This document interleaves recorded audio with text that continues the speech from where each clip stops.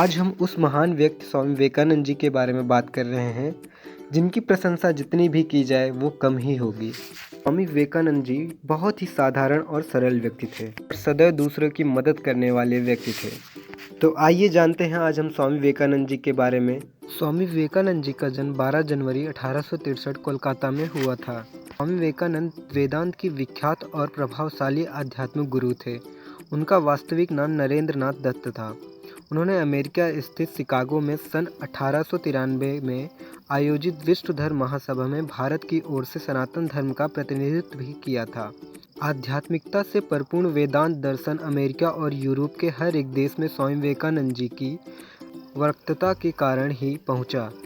उन्होंने रामकृष्ण मिशन की स्थापना की थी, जो आज भी अपना काम कर रहा है। वे रामकृष्ण परमहंस के सुयोग्य शिष्य थे।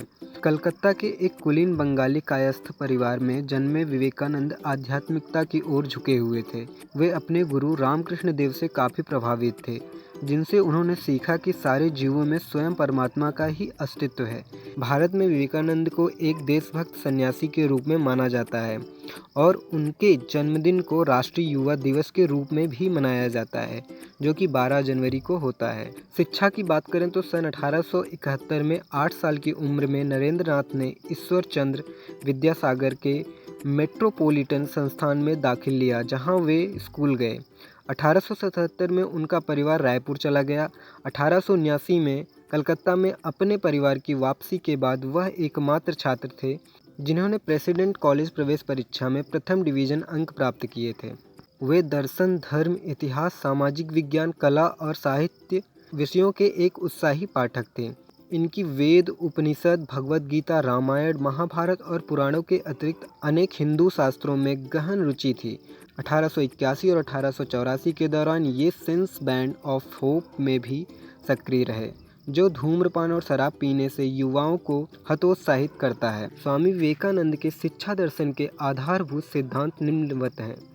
पहला, शिक्षा ऐसी हो जिससे बालक का शारीरिक, मानसिक एवं आत्मिक विकास हो सके। दूसरा, शिक्षा ऐसी हो जिससे बालक के चरित्र का निर्माण हो, मन का विकास हो, बुद्धि विकसित हो तथा बालक आत्मनिर्भर बने। तीसरा, बालक एवं बालिकाओं दोनों को समान शिक्षा देनी चाहिए। चौथा, धार्मिक शिक्षा पुस्तकों द्वारा न देकर आचरण एवं संस्कारों द्वारा देना चाहिए। पांचवा, पाठ्यक्रम में लौकिक एवं परलौकिक दोनों प्रकार के विषयों को स्थान देना चाहिए।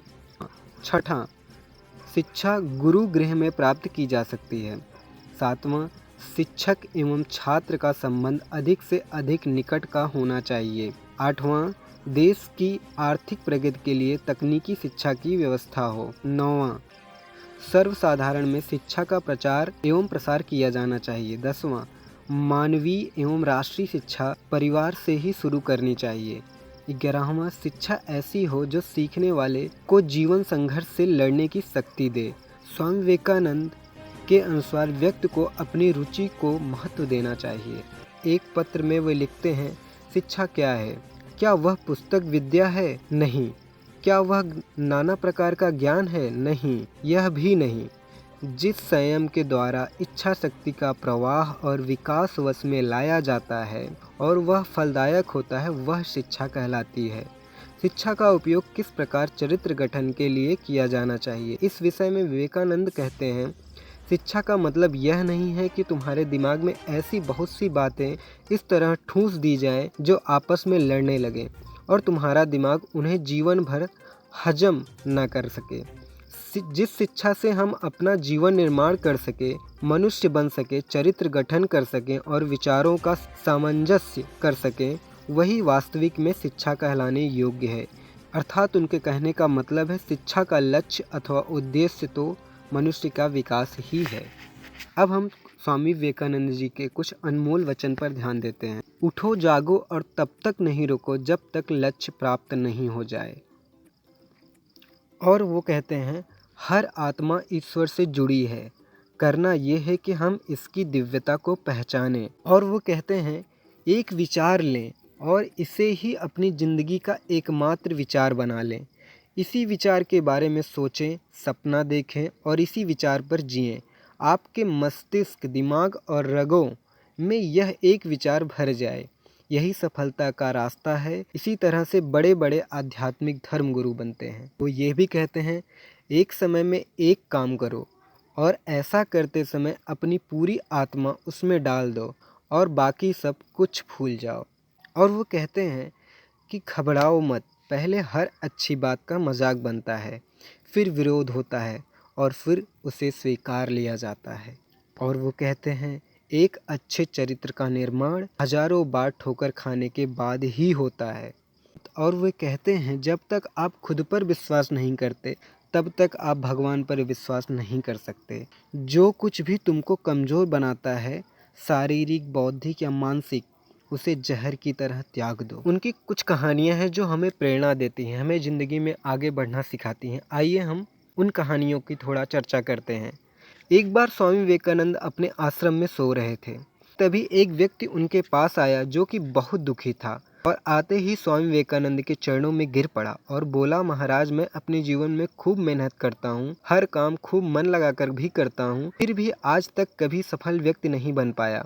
उस व्यक्ति की बातें सुनकर स्वामी विवेकानंद ने कहा, ठीक है, आप मेरे इस पालतू कुत्ते को थोड़ी देर तक घुमा कर लाएं, तब तक आपके समस्या का समाधान ढूंढता हूँ। इतना कहने के बाद वह व्यक्ति कुत्ते को घुमाने के लिए चला गया और फिर कुछ समय बीतने के बाद वह व्यक्ति वापस आया तो स्वामी विवेकानंद ने उस व्यक्ति से पूछा, यह कुत्ता इतना हाँफ क्यों रहा है जबकि तुम थोड़े से ही भी नहीं थके हुए हो? आखिर ऐसा क्यों हुआ? उस व्यक्ति ने कहा कि मैं सीधा अपने रास्ते पर चल रहा था, जबकि यह कुत्ता इधर उधर रास्ते में भागता रहा और कुछ भी देखता था तो इधर उधर दौड़ जाता था, जिसके कारण यह इतना थक गया है। इस पर स्वामी विवेकानंद ने मुस्कुराते हुए कहा, बस यही तुम्हारी प्रश्नों का उत्तर है। तुम्हारी सफलता की मंजिल तो तुम्हारे सामने ही होती है, लेकिन तुम अपने मंजिल के बजाय इधर उधर भागते हो, जिससे तुम अपने जीवन में कभी सफल नहीं हो पाओगे। यह बात सुनकर उस व्यक्ति को कि यदि सफल होना है तो अपने मंजिल पर ध्यान देना होगा। कहानी से हमें यह सीख मिलती है कि हमें जो करना है, जो कुछ भी बनना है, हम उस पर ध्यान नहीं देते हैं और दूसरों को देखकर वैसा ही करने लगते हैं, जिसके कारण हम अपने सफलता के मंजिल के पास होते हुए भी दूर हो जाते हैं। इसलिए अगर जीवन में सफल होना है तो हमेशा अपने लक्ष्य पर ध्यान केंद्रित करना चाहिए। हमारे जीवन में कई बार ऐसा वक्त आता है जब हमारा धैर्य हमारा साथ छोड़ने लगता है। ऐसे में हम याद करते हैं स्वामी विवेकानंद जी, जो कहते हैं, उठो जागो और तब तक नहीं रुको जब तक कि लक्ष्य का प्राप्ति न हो जाए। अर्थात उनका कहने का मतलब है, जब आपका लक्ष्य आपको पता हो तो आपको कभी भी हार नहीं मानना चाहिए। कि कोई भी परिस्थिति हो, बहुत सारी विपरीत परिस्थितियां लाइफ में आएंगी आपके, लेकिन आपको हार नहीं मानना है अगर आपको अपने लक्ष्य तक पहुंचना है तो।